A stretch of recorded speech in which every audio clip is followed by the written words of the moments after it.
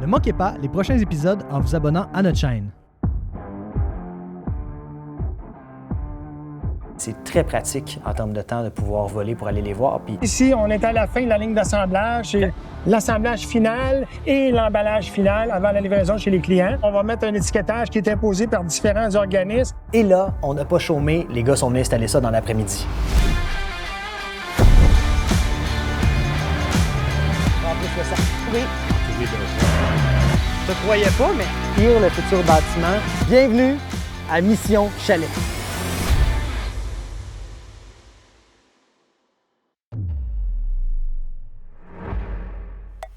Salut Dave, comment ça va? Ça va bien, Anthony, toi? Hey, ça va extrêmement bien. Vous avez pas lâché, hein? On n'a pas lâché, effectivement. Hey, c'est incroyable. Très beau travail et dans les délais en plus, hein, ce qui est important avec un horaire aussi serré comme on avait, hein? Exact. Écoute, Dave, je veux que tu m'expliques pourquoi on a choisi le CanExcel comme matériel de prédilection pour le chalet d'occupation double. Je vous dirais que c'est la côté garantie 25 ans que le CanExel offre. Ben oui, évidemment. Qualité-prix, très important aussi. Puis pas d'entretien, super important aussi, on n'en veut pas. Certainement. On veut leur offrir du bonheur à ces gagnants-là et non des problèmes, hein? Tout à fait, tout à fait. Puis, dis-moi, Dave, on fait beaucoup de chalets ensemble ici au domaine Pine Hill depuis plusieurs années. C'est quoi les règles de l'art, de ton expertise pour bien installer, pour installer un revêtement de qualité? Une bonne circulation d'air dans le bas des murs, une bonne circulation d'air au-dessus des ouvertures et au niveau des corniches aussi pour que l'air circule dans les murs puis éviter les vermines qui rentrent aussi à l'intérieur des murs, donc très important. Ah ben oui, ça c'est sûr et certain. Puis dis-moi, je vois ici qu'on a choisi une forme particulière. Justement, tu parles beaucoup d'ouverture, de circulation d'air et ce qu'on voit ici, c'est un chalet qui a une forme particulière. Est-ce que ça a été plus de travail? Est-ce que c'est plus de découpe faire un chalet comme celui-ci? Plus il y a des ouvertures, plus il y a du découpage. La pose verticale aussi implique aussi 2 hommes pour l'installation de chaque feuille, des grandes feuilles en fait. Donc oui, c'est pas parce que c'est petit que c'est pas beaucoup de travail en fait. Fait que littéralement, un chalet comme celui-ci va prendre autant de temps qu'un grand chalet à installer. C'est pas moins de temps faire un petit chalet. Non, pas moins de temps du tout. Parce qu'il y a plus de détails. Exact. Le souci dans le détail, Dave, merci énormément d'avoir participé avec nous à ce magnifique projet. On se retrouve sur un autre chalet? Exactement. Yes, merci à toi, Anthony. À bientôt. Souvent, on pense que parce qu'on est rendu à 50 % du projet avec le revêtement en termes de délai, on est 50 % en termes de budget, mais c'est faux. Ça coûte souvent plus cher l'étape d'excavation, de fondation, le revêtement, la charpente. Donc, on est souvent rendu vers les 65-70 % du projet en termes de budget, mais il nous reste quand même les étapes de finition. Et comme on le dit souvent, tout ce qui est plus petit, ce qui est plus précis, prend plus de temps. Anthony, bienvenue au chantier. Merci, Fred. Dis-moi, quand on est arrivé, j'ai pas pu m'empêcher de remarquer une espèce de gros tuyau de métal sortir du sol. Et ça m'a fait penser...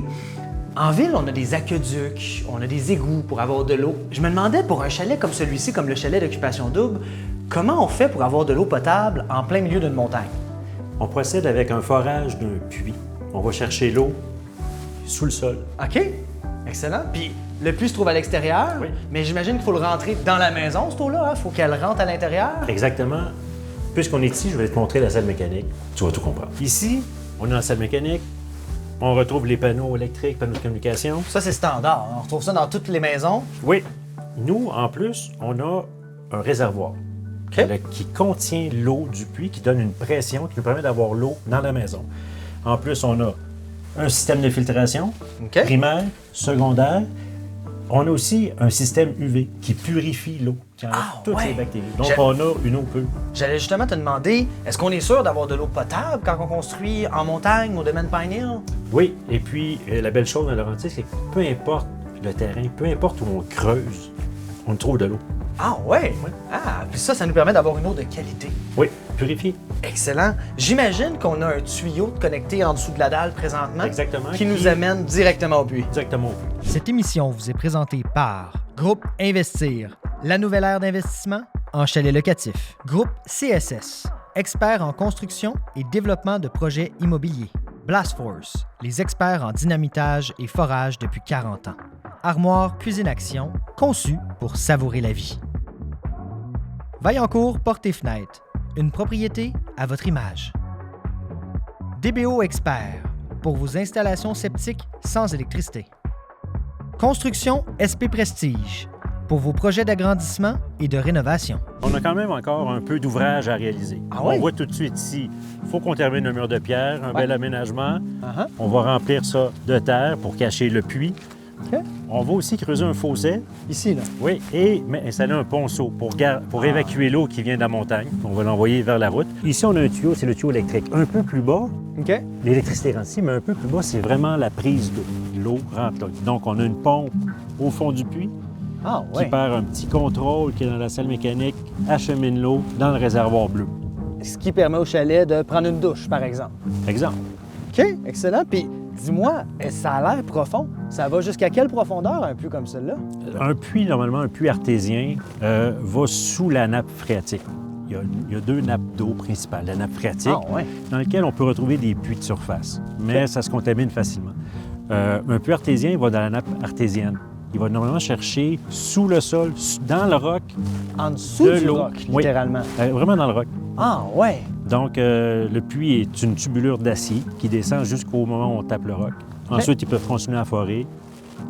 L'eau va arriver naturellement dans le puits. Ce qui garantit aussi une belle qualité d'eau pour les chalets du domaine Pioneer. La majorité de l'eau est tout le temps de très bonne qualité. Et en plus, comme je t'ai montré, on a un système de filtration UV. Pour améliorer tout ça. Exactement. Ce qui me passionne le plus dans la construction, comme le chalet d'occupation double, c'est simplement d'arriver à un résultat parfait. On est une équipe difficile. Groupe CSS aime ça, livrer des maisons bien faites et qui sont appréciées de nos clients. Sur ce côté-ci de la maison, il nous reste à rehausser le terrain pour faire une contrepente. On veut évacuer l'eau le plus loin possible de la maison. Puis ça, c'est leur terrasse, dans le fond. Exactement. Hey, c'est quand même grand pour être capable de mettre un setup de barbecue avec une table. On peut littéralement même mettre un coin de discussion de ce côté-là. Hein? Absolument. On peut même rajouter éventuellement un spa de ce côté-ci ou derrière le chalet. Ah ouais, hein? Ici, on a un bel espace. OK. La montagne avec la roche, ça fait un petit côté intime. C'est facile de mettre un spa, un espace pour un feu. J'aime vraiment ça. Puis dis-moi, Frédéric, je suis curieux, c'est quoi ça? C'est l'évacuation du système septique. C'est ce qui sort de la maison pour être relié au futur système septique qui va être là. Et bien sûr, également, le sol va être rehaussé ici. C'est vraiment beau, donc ça fait beaucoup d'intimité. Puis là, on pourrait littéralement illuminer la roche pour venir donner un peu plus d'ampleur au décor. Hein? Ça ferait une super belle ambiance, surtout en soirée, à la pénombre. Super intéressant. Wow. Et puis c'est l'idée un peu qu'on avait au début, qu'on a choisi l'espace en rocailleux pour installer le chalet. Ça serait merveilleux.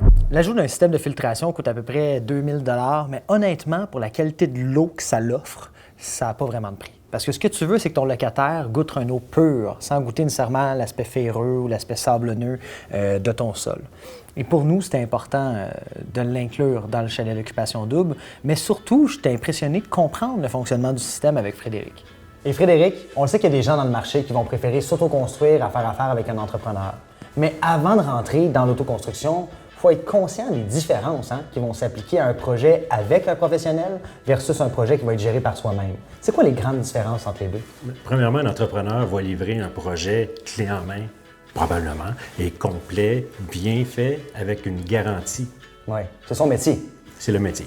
Maintenant, l'autoconstruction, il faut savoir que ça existe. Ouais.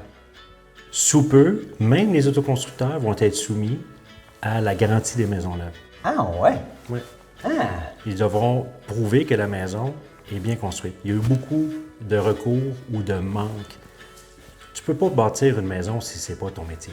Ça paraît facile. Tout le monde pense à tort que l'entrepreneur est là pour peu de choses alors que c'est le chef d'orchestre.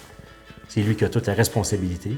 C'est lui qui s'occupe, comme j'ai dit, des cédules et de la gestion du projet.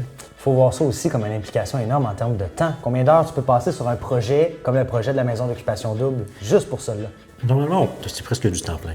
On a tout le temps des appels, des changements à faire, des commandes à réaliser. Il peut y avoir un oubli. Un sous-traitant oublie de nous prévenir. On doit réagir. De réaliser 4 ans plus tard tout ce qu'on a traversé, tout ce qu'on a amélioré dans nos plans, pour la satisfaction de nos clients, que ce soit au niveau du budget ou que ce soit au niveau du résultat, on est réellement rendu des experts en design de chalets locatifs et c'est grâce à CSS qu'on est capable de le réaliser parce que si tu me donnes un marteau, je risque de pas mal moins t'impressionner qu'avec un clavier. T'sais.